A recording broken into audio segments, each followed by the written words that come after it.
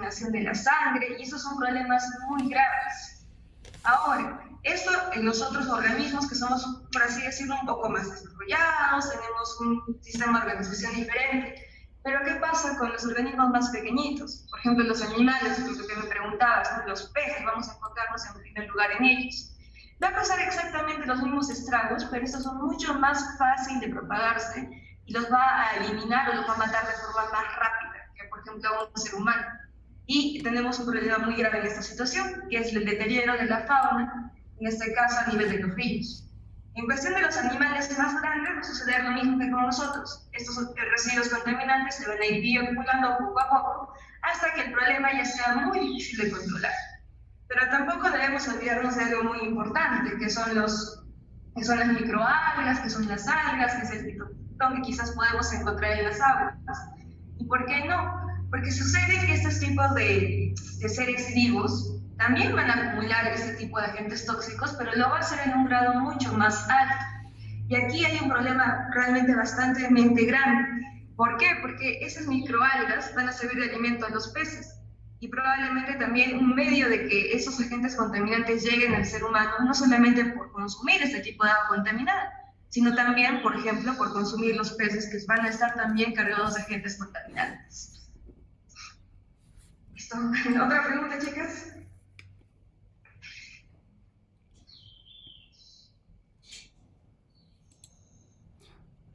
Leslie, ¿a quién te gustaría escuchar formular una pregunta de las que formulamos ayer juntos?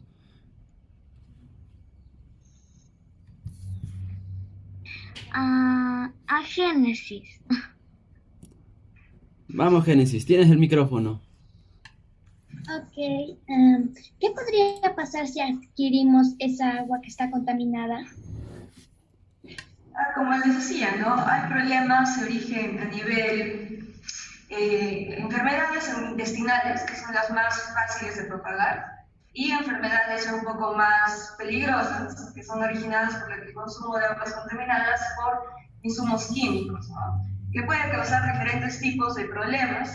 Primero tendríamos que identificar qué agente químico se está eliminando el agua, porque podría ser pues plomo, podría ser el arsénico, podría ser mercurio y otras cosas más, ¿no? Y depende de cada agente químico va a ocasionar un problema específico, ¿no? Por ejemplo, una acumulación muy alta de mercurio origina lo que es la enfermedad de Minamata.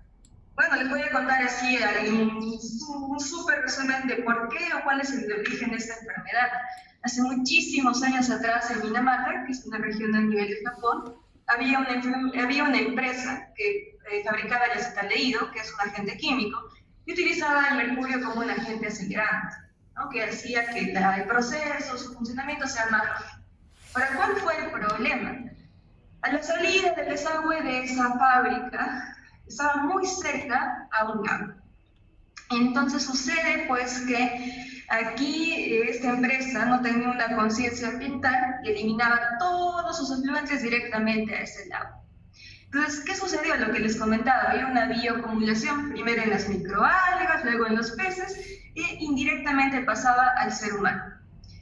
El mercurio en el agua tiene un ciclo de vida. Vamos a decirle que se transforma en un agente químico mucho más peligroso, que es el metilmercurio. Y este es el que nos trae problemas. Entonces, ¿qué pasó con esa población? Fue consumiendo no solamente el agua, sino también los peces contaminados. Poco a poco ese mercurio se empezó a acumular en su organismo. ¿Cuáles son los principales síntomas de esta enfermedad? Primero, visión borrosa, debilidad muscular, mareos, y finalmente llegó a causar la muerte de muchísimas personas. Eso sucede cuando ya la acumulación de ese tipo de agentes contaminantes se da en una alta proporción. Entonces hay que tener muchísimo cuidado. Esto solamente ocurre en el caso del mercurio. Otra historia es con el plomo, otra historia con el arsénico y demás. Muy bien, muchas gracias. Qué interesante información la que nos está dando. Vamos con la siguiente pregunta. ¿Quién se anima?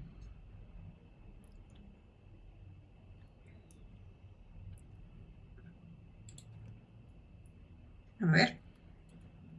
O Génesis, dale el micro a alguien que pueda formular una pregunta.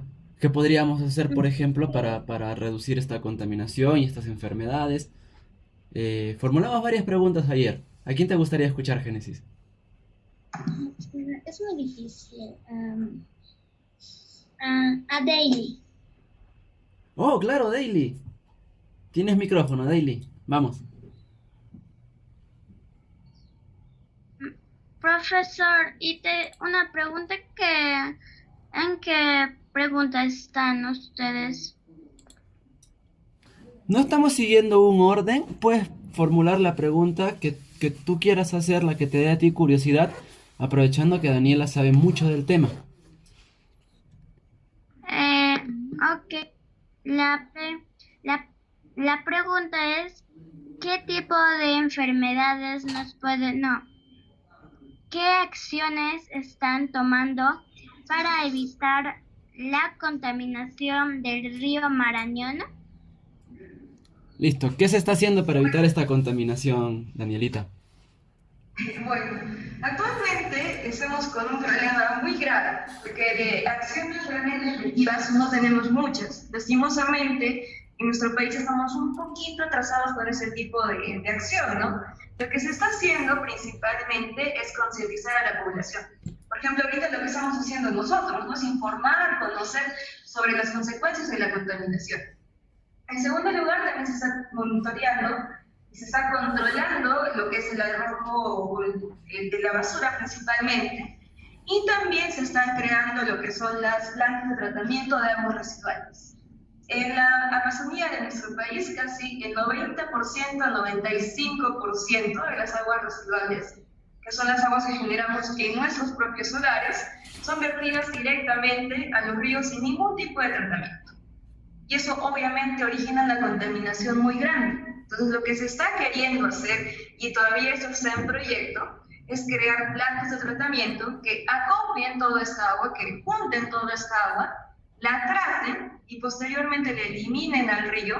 Y ya pues obviamente esta agua ya no va a estar contaminada, sino va a tener una reducción muy grande. Y esto va a generar que el agua pues poco a poco se venga a recuperar. Ahora, otro aspecto muy importante que tenemos que tomar en cuenta es que se está controlando muchísimo lo que es la minería informal. Obviamente estamos todavía en un inicio muy pequeño, pero se estima que dentro de unos cuantos años vamos a tener un control muy grande.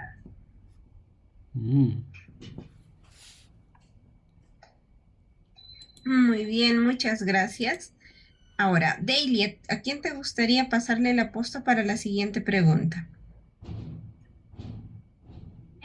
Quiero pasarle el micrófono a Susana. Muy bien, Susana. Vamos, otra pregunta.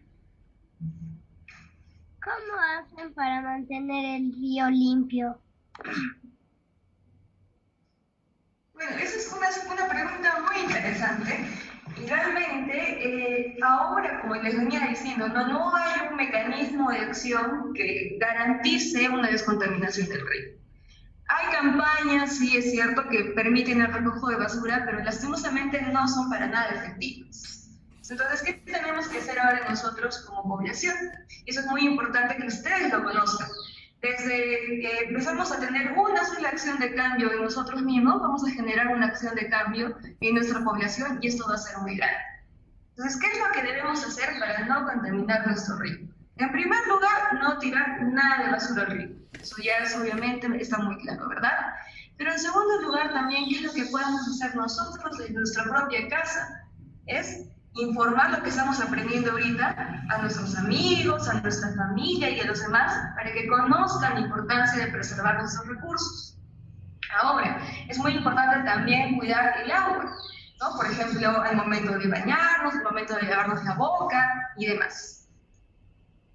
¿Alguna de ustedes realiza una acción que crea que genera un beneficio a la descontaminación de los ríos? A ver, ahora yo les hago la pregunta a ustedes. ¿Quién cree que hace una buena acción o qué buena acción hacen ustedes?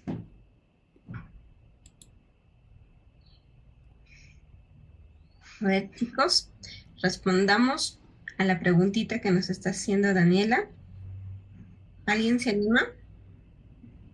Gran Yo pregunta. soy este, Muy bien, Leslie, adelante. nosotros no debemos tirar basura al río, porque si le tiramos esa contaminación, se va yendo hasta otro río más, como de Octubamba, los peces murieron, los animales, y por eso debemos cuidar el río, no botar agua, y no botar algo como intoxicaciones. Sí, exacto, muy bien. Pero también podemos hacer algo muy importante en nuestros hogares, que es la segregación de los residuos sólidos, que es la segregación de la basura. ¿Y qué le decimos a la segregación de ellos? Simplemente generar una concientización para lo que vendría a ser separar nuestra basura en términos más fáciles. Lo reciclable de lo no reciclable y la materia orgánica. Lo reciclable, botellas de plástico, latitas, etcétera, ¿no? Lo no reciclable y la materia orgánica. ¿Qué le decimos materia orgánica? Cualquier residuo de origen. Lógico. Por ejemplo, los restos de nuestros almuerzos, los restos de las cocinas, etc. Y a esto le podemos dar un segundo uso. Porque si nosotros tenemos ese tipo de acción, créanme que vamos a ayudar muchísimo a la reducción de ese tipo de problemas. Gracias, Danielita. Genial, muy Daily. bien. Perdón. Profesor, también quería decir que debemos botar la basura en los tachos de basura o también podemos reciclar. Y no hay que botar objetos o bolsas o algunas cositas que se pueden atorar los pescados, porque ahí se pueden atorar y se pueden morir. Sí, exactamente, muy buena respuesta. ¿Alguna otra pregunta? ¿Tiene una última pregunta o algún comentario que hacerle a nuestra invitada experta en temas de cuidado del agua?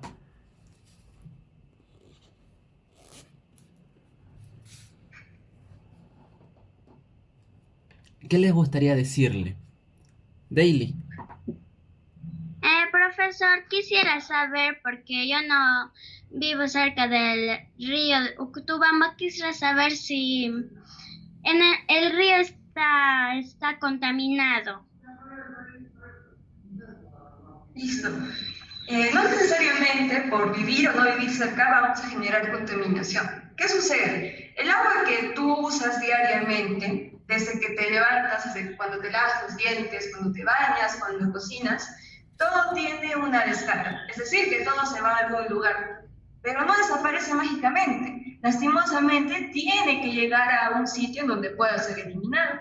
Y como les decía, en nuestro país, en nuestras ciudades, no tenemos un tratamiento de estas aguas negras que generamos diariamente en nuestros hogares. Entonces, ¿dónde se van? En el caso de la Amazonía, directamente en los ríos.